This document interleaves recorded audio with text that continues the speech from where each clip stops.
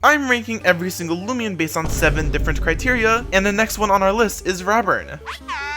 This is the first Lumion where I'll be talking about its PvP viability inside the Battle Prow section, as well as how good it is inside the main game. Any Lumion that can't evolve further, I'll be talking about its PvP viability since, the game isn't complete, so I kind of have to talk about that. But for certain Lumions like Rabburn that were PvP viable in some point in the past, I will talk about that even though they can still evolve. And in Rabburn's case, it was actually pretty good back when Sephiroth City was the newest area added to the game. Its ability Terrifying is basically this game's Intimidate, so it's really good. It fished for burns and it used Slapdown. Apparently it was really annoying to play against, which is kind of funny to hear. Unfortunately, that's all that this thing has going for it, since Rabburn is actually completely useless in the main game. It has a really good melee attack stat, but the first melee fire type move that it gets is at level 26 with Fire Slam. Its evolution move, its signature move, Rapid Fire, is a ranged fire type move. It's still a pretty good move, but it's ranged. It uses its lower attacking stat, which is the exact same problem Mbit had. Aside from that, you'll only really have it for the Highwood Village area. If you follow the level curve, you'll probably not even have a Rabburn by the time you get to Sephiroth City's Battle Theater, so you're gonna mainly be using it for the Highwood stuff, and Highwood is chock full of fire types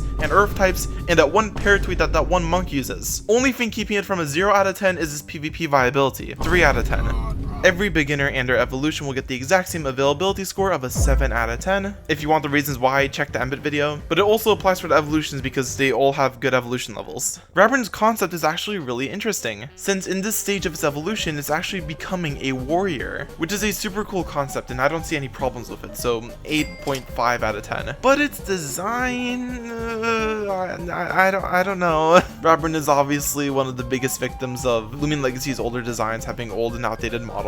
So I'll be looking at their designs and not their model quality, since if they ever get remodeled, they're gonna keep the same design. If they get a redesign, that's completely different and I'll rank them a second time over. However, in Rabburn's case, it doesn't have a good design either.